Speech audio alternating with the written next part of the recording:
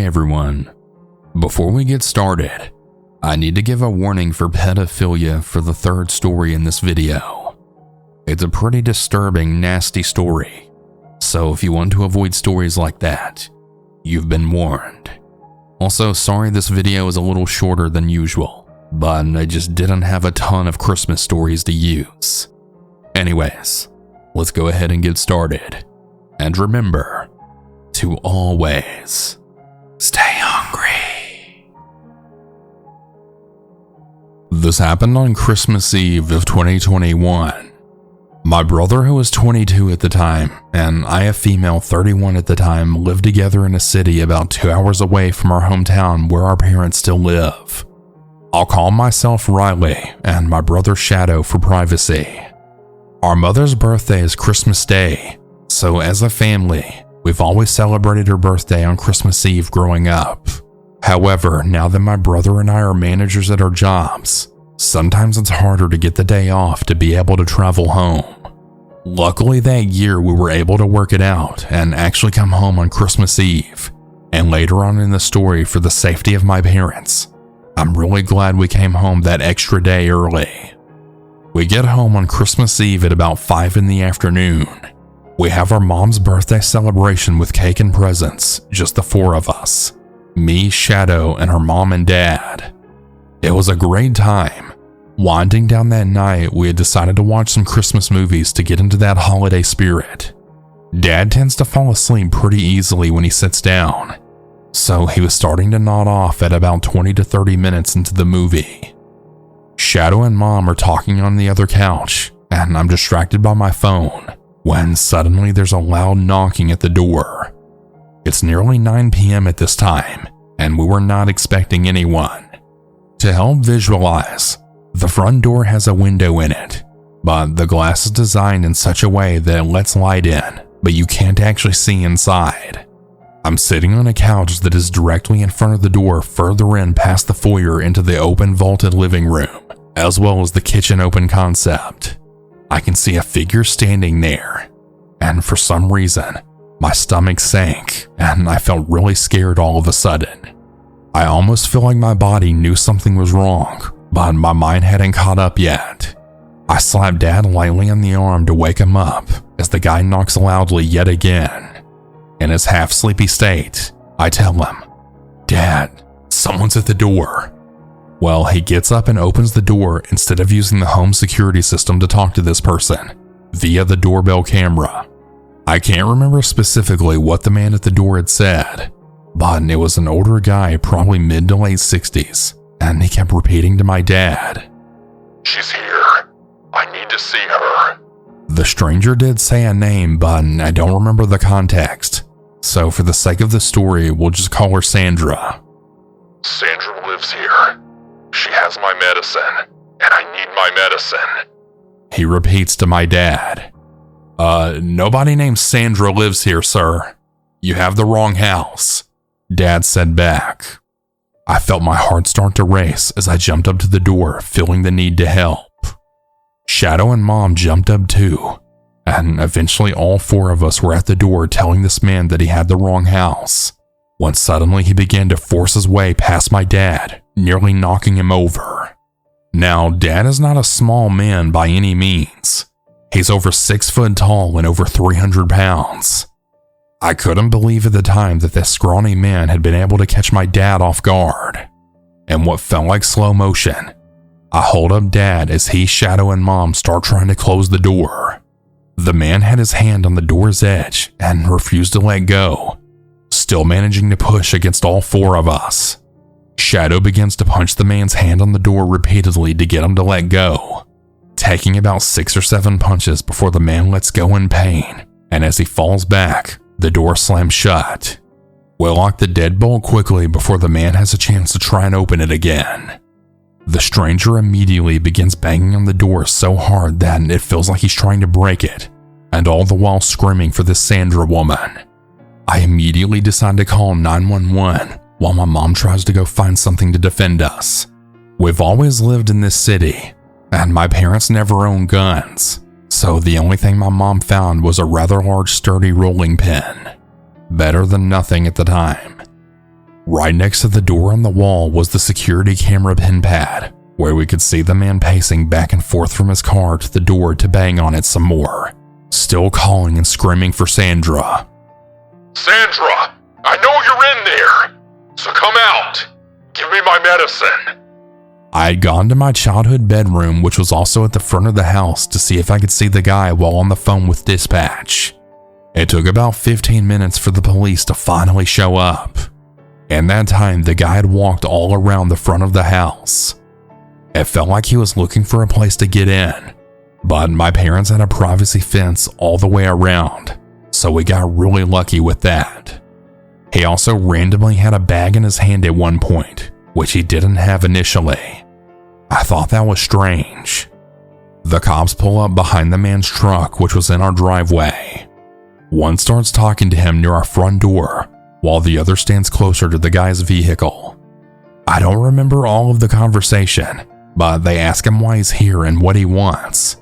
The man tells them again about Sandra and his medicine.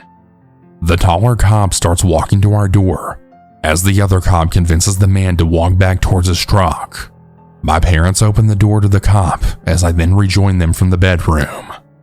We explain to the cop what had happened, and we tell him how the guy tried to force his way inside the house. Dad also tells him that they've lived here for over 10 years and have never heard of this Sandra. Dad goes outside with the cop, and eventually we find out that Sandra is my parents' new next-door neighbor who had moved in less than a month prior. The man was her ex-husband. They had only been separated for less than half a year and were still doing things for one another, and that included Sandra picking up his medications for him. She also explained that during the time he was banging on our door, when I had seen him going to the side of the house, he had actually gone and got the medicine from her at the house next door, and yet came back to our house and continued to bang and yell on our door for her for some reason. That was the bag that I'd seen in his hand. The cops took down our information, and he let the guy go on the grounds that he wouldn't come back, and he agreed. I don't know what was going on with him mentally, and the cops never got back to us on anything, so I guess it was just forgotten about. All I know is Christmas Eve will never be the same for us, and I'm really glad Shadow and I were able to come the day early, because if we hadn't, I don't know what would have happened if our parents had to go through that all alone. Stay safe this holiday season, everyone, and don't forget to always check the door before opening it, whether that's through the peephole or your doorbell camera. Don't risk it, and be safe.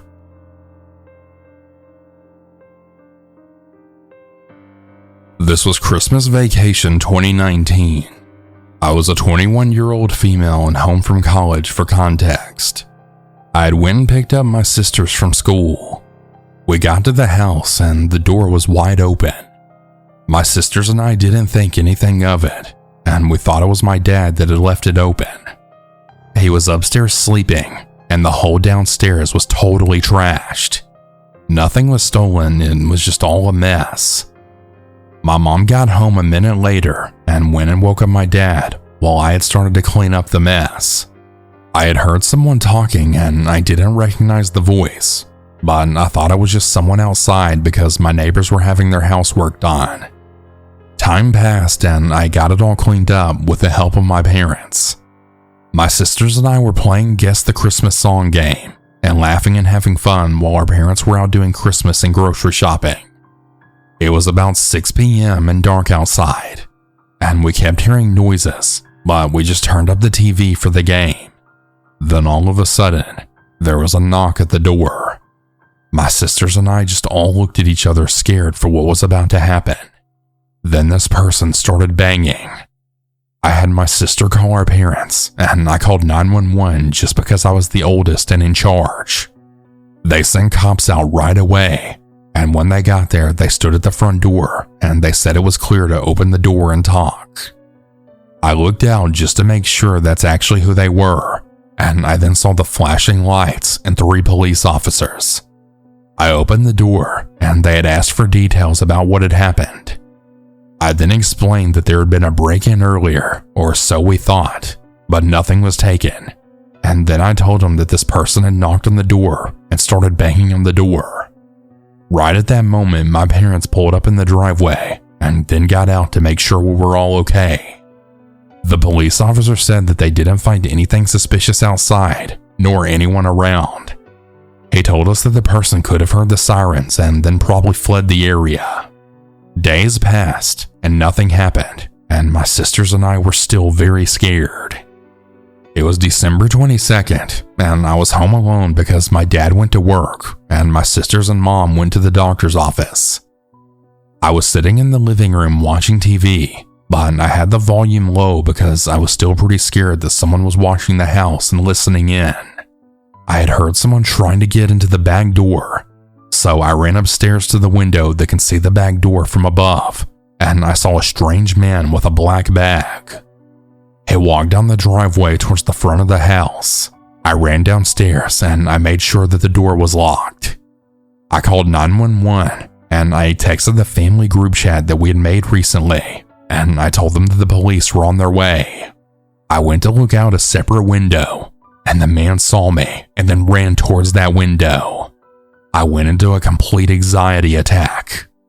The man started screaming my name and telling me he was going to wrap his hands around my throat and kill me, as well as many more sexual things that he wanted to do to me.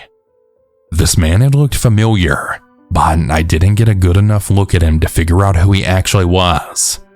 I ran to the front door to look for the police, and as soon as I moved the blinds to look out, he was standing right there looking at me.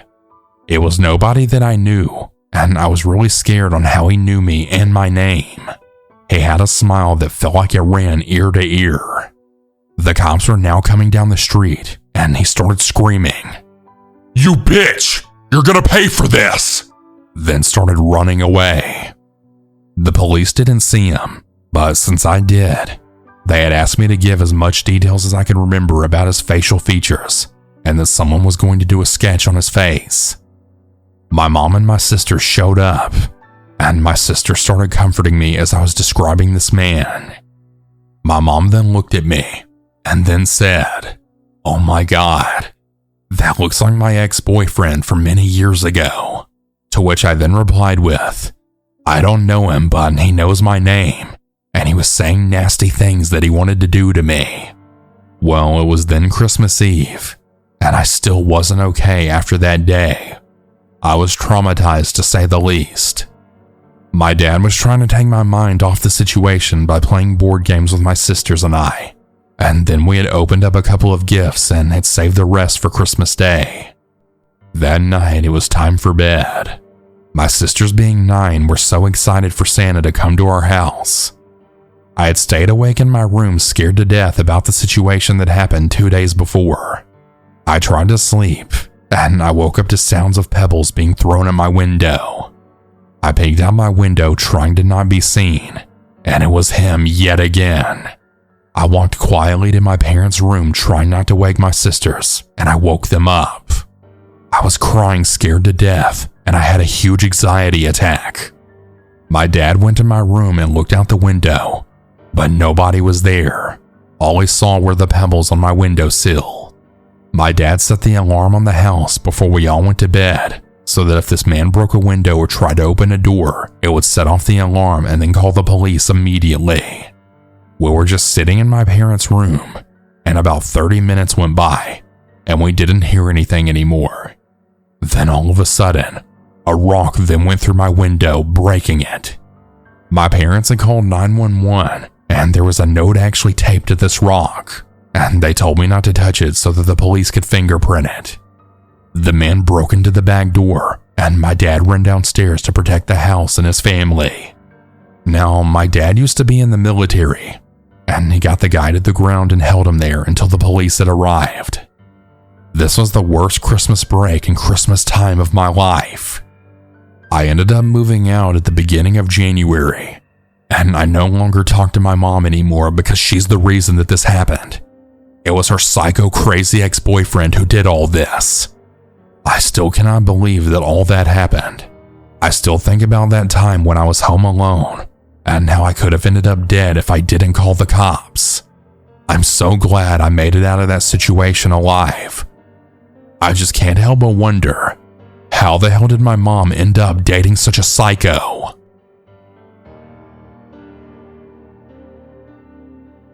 This happened in 2015. Just to give you a small rundown, my dad is in the Navy, and when he came home from Afghanistan, he decided to do what he always wanted, and he bought a sailboat. It was a 38-foot Endeavor by the name of Saragon. We were a family of 7, soon to be 8, so the transition was difficult for a while, especially for an 11-year-old kid like me at the time. This all took place in San Diego, California, in a small marina called Fiddler's Cove. Once we sailed into the harbor, it became quite apparent that we had some shady neighbors. The one that immediately caught my attention was the nearby neighbor, about 2 slots down the dock. He lived in a rusted trawler-looking vessel by the name of Queen Bee. It looked worn down and right on the verge of sinking. The appearance of the man was no different. He was balding with some kind of rash developing around his mouth.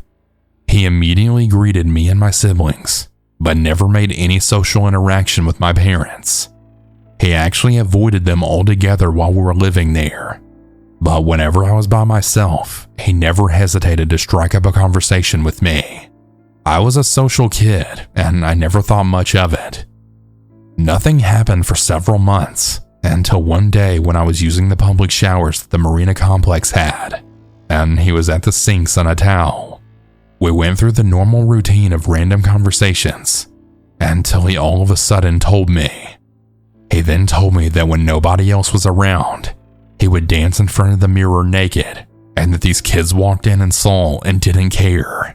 He continued to tell me that it shouldn't be considered weird because, we're all boys here. So if I wanted to dance in front of the mirror too naked, it would be totally fine because nobody cares. When he said this, he stared at me like he was expecting me to do it right there. I was already feeling very uncomfortable because I'd never even heard an adult say this. I didn't tell my parents because I thought I was just too young to understand, and that maybe what he said was actually normal and I should just lighten up. I will never forget what happened for the next several weeks. Every time I came in for daily hygiene, he'd come out of the shower not wearing anything and just act normally like there was nothing wrong. If not, whenever there were other people in the latrines, he'd leave his shower stall's curtain open, showing himself as I passed. I finally communicated this to my parents this time. They told me to just never look, and that I should walk to the RV park showers, which was over a mile away. I did do this, but when I couldn't, I'd just use the marina showers where he was, and he was there every time. Either we just coincidentally chose the same time to do hygiene, or he'd just wait for me, because he was always waiting there. What happened next will forever haunt me. This happened on Christmas Eve of all days, which only makes it all the more memorable. I walked into a completely empty bathroom. My brain was half expecting him to be there considering how routine it was, but my kid's excitement for the following day drowned out that fear of the man being there. I dropped my clothes and towel in one of the stalls and proceeded to my locker to grab my toiletries, and as I'm making my way back, the man slipped out of the bathroom stall behind me like it was a literal horror movie. When I then turned, I saw that he was completely nude. I knew immediately that something truly wrong was going on here. The 0 to 100 transition from normal to completely scared shitless was already so overwhelming for me, and his expression of excitement only made it worse. In response, I just froze. I just wanted to cry, but I just remained frozen, looking at him. He got closer, and he acted like my reaction was just a green light for him to make the next move. I then found myself being cornered into the handicapped bathroom stall.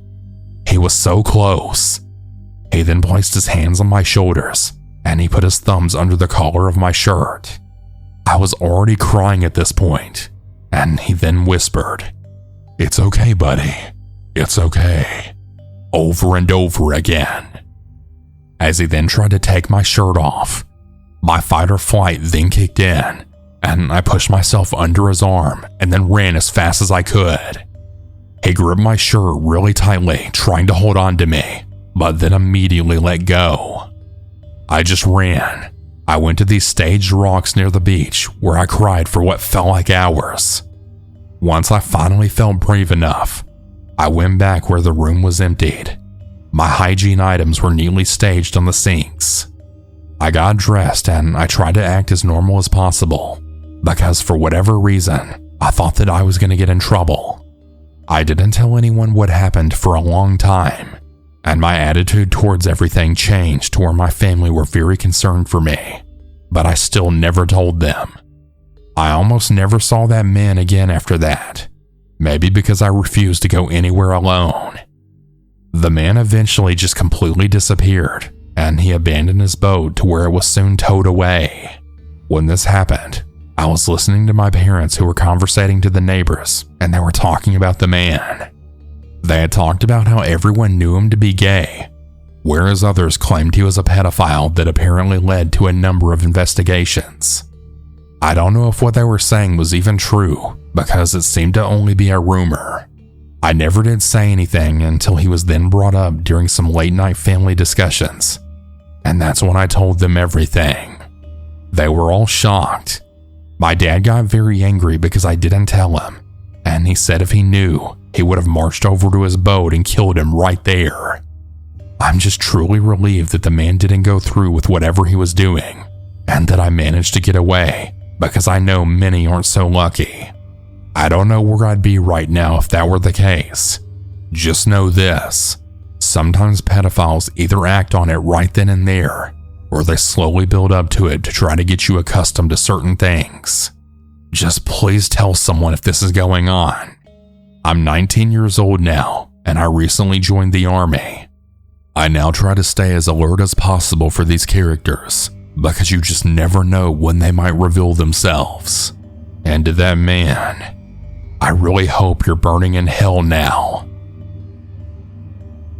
Hey everyone, I hope you all enjoyed these stories. If you ever want to submit your own, you can do so at southerncannibal.com. Have a good night everyone, and remember to always stay